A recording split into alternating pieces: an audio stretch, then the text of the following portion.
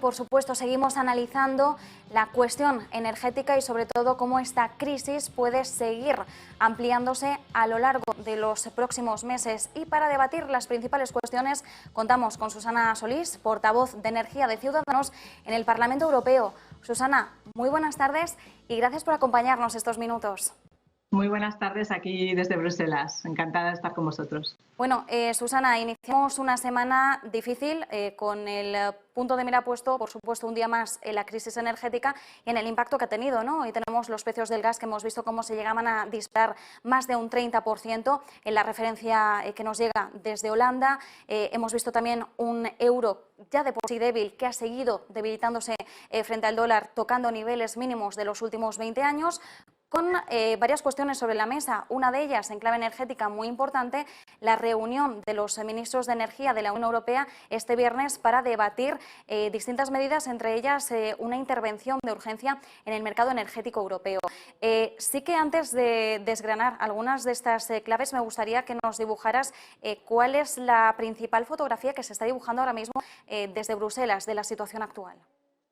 Bueno, pues como tú has dicho, estamos en un momento en que vemos cómo nuestras empresas están ya con paradas de producción porque no pueden asumir los altos costes del gas. Yo creo que es un momento crítico para Europa y donde nos preocupa que el inmovilismo que está mostrando la Comisión y que es necesario que pongamos medidas urgentes encima de la mesa que aunen una postura común para toda Europa. Por eso es tan esperado esta reunión de los ministros de los 27, de los ministros de Energía el próximo viernes. Y de ahí es cierto que se espera que haya una postura común, pero yo lo que me temo es que solo haya propuestas encima de la mesa que se vayan a estudiar por parte de cada Estado miembro y lo importante es que pongamos cuanto antes una propuesta común.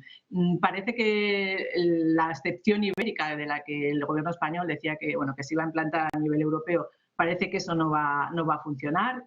Hay muchas más dudas sobre el mecanismo y yo creo que bueno, lo estamos viendo hoy en día los consumidores porque la expectativa que teníamos en este mecanismo no está funcionando como debería y ahora ya muchos de los consumidores están viendo en su factura de la luz pues esa compensación a las gasísticas que tiene al final significa incrementos en la factura de la luz. Nos han enviado algunas pymes y algunos consumidores del 30% sobre la factura. Por lo tanto, hay que poner medidas y Europa tiene que tener una medida, ser fuerte. Solo fuertes conseguiremos parar a Rusia y tenemos que evitar, eso sí que es muy importante, que Rusia nos divida y que afrontemos este invierno de la mejor forma posible y unidos, desde luego.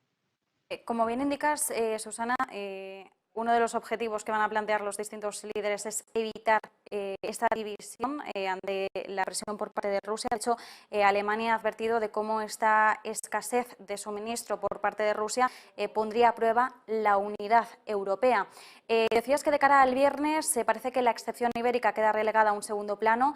¿Cuáles son las medidas que podrían poner sobre la mesa que son más probables o que es más probable que puedan salir adelante? Como te decía, no creemos que del viernes salga una medida ya aprobada por todos. Lo que yo creo que va a salir son varias propuestas donde cada Estado miembro tendrá que ver pues sus pros y sus contras, ¿no? Se está hablando, por ejemplo, de poner un tope al precio de compra del gas, que no es el precio al gas de la excepción ibérica. Y claro, eso tendríamos que ver cómo repercutiría en España, cómo repercutiría con las compras de gas en Argelia. Es decir, se está hablando también de un tope a las renovables. Yo creo que se van a poner encima de la mesa varias propuestas y luego tendremos que estudiar y que matizar y cada país tendrá que, al final tendremos que consensuar una propuesta con matizaciones de cada país de cómo nos puede afectar. Y luego yo creo que también tenemos que volver a poner encima de la mesa la necesidad de una conexión con Europa. Llamémoslo MidCat o lo llamemos como queramos, pero yo creo que es urgente que haya, si quieres, una conexión que en el futuro, o una conexión de hidrógeno, que temporalmente podamos transportar gas natural y también nos haría que pudiésemos independizarnos mucho antes del gas ruso. Son muchas las propuestas que se plantean y creo que también algo importante que debemos plantear y que yo así lo estoy reivindicando desde mi grupo es que también se haga una especie de escudo social para los consumidores y para las pymes europeas. Repito que esta mañana estamos viendo el paro de varias empresas electrointensivas, de altos hornos, y por tanto tenemos que poner medidas también para paliar a los consumidores más vulnerables, a las familias que ya están recibiendo facturas del gas que no se pueden permitir. Y ahí tendremos que trabajar en un escudo social a nivel europeo para hacer frente a este invierno.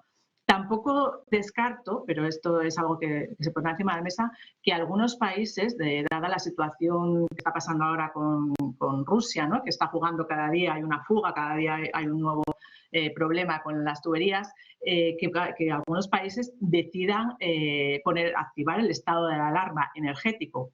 Y esto, como sabes, significaría también que las medidas que ahora se han presentado como provisionales, las medidas provisionales de ahorro energético, tendrían que considerarse obligatorias. Pero, como te digo, son probabilidades, posibles especulaciones de lo que pueda pasar el viernes, sin poner que desestimar ninguna de ellas. Susana, mientras hablabas se me ocurrían varias otras muchas cuestiones realmente que creo que va a ser difícil abordar en una sola entrevista, pero como mencionabas el MidCat, que es un proyecto que sabemos que sigue ahí coleando, ¿no?, que está en el aire, veíamos la semana pasada en ese encuentro que mantenían Pedro Sánchez y su homólogo alemán Olaf Scholz la voluntad por parte de ambos países de que se mejoren las interconexiones eléctricas y gasísticas, por supuesto, de España hacia el resto de Europa. Sin embargo, uno de los escollos de cara al MidCat pasa por Francia, que en las últimas declaraciones que hemos visto es que Francia no le ve una utilidad a este proyecto. ¿Cómo está planteándose ahora mismo esa cuestión en Bruselas? Bueno, yo quiero plantearlo también porque creo que es uno de los puntos más importantes del debate sobre el Estado de la Unión que mantendremos próximamente en el Parlamento y creo que tenemos que plantearlo en el largo plazo. Es necesario tener una conexión de hidrógeno para el futuro y esa conexión de hidrógeno, porque ya sería un MidCat nuevo, sería el que temporalmente podría ahora transportar gas natural. Estamos hablando de la interconexión con la frontera, estamos hablando de 600 millones de euros, unos 200 y pico kilómetros, y ahora la cuestión yo creo que es quién paga esa interconexión, ¿no? Hace tiempo, como sabéis, estaba financiado, era un proyecto financiado por la Unión Europea porque era un proyecto de interés común para Europa y ahora yo creo que lo que tenemos que volver a convencer es que este proyecto es necesario para estar interconexionados con Europa y, por lo tanto, bueno, pues lo debemos pagar con el presupuesto europeo. Y yo creo que Francia, bueno, pues la excusa que da es que ahora mismo en el corto plazo no sirve para paliar la situación, pero yo creo que sí es fundamental para terminar con la dependencia del gas ruso y sobre todo en el futuro pues para poder importar hidrógeno, y ahí España también podría jugar un gran papel. Alemania, por eso está tan interesado, ¿no?, porque sabe que en el futuro necesita importar mucho hidrógeno y España puede ser una de las potencias en hidrógeno si lo hacemos bien.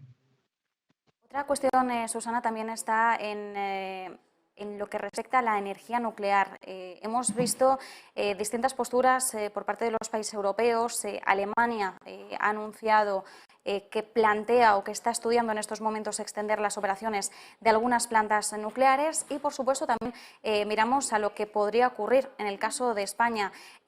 Además, una cuestión que has planteado directamente a la ministra Teresa Rivera, pidiendo esa ampliación de la vida útil de las centrales y un marco fiscal adaptado también en la cuestión española. ¿Cuál sería la principal propuesta y hasta qué punto sería viable por parte del Gobierno que saliese adelante?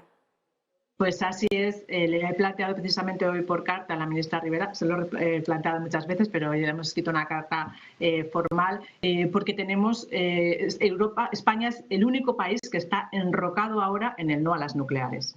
Somos el único país que es que no nos hemos movido de nuestra postura inicial antes de la guerra, cuando teníamos un marco totalmente diferente al que tenemos ahora, y nos preocupa esta postura, como te digo, enrocada, ¿no? Cuando Alemania se ha dado cuenta que el cierre de los nucleares está suponiendo que abran sus minas de carbón y que están quemando carbón, Países Bajos, Bélgica, que también estaba en contra de la moratoria nuclear, también ha extendido la vida a las nucleares, República Checa, es decir, somos el único país que tenemos unos precios de energía que son ahora mismo inasumibles para las empresas y no nos movemos. Por lo tanto, yo le he emplazado a la ministra a reconsiderarlo porque tenemos una ventana de oportunidad.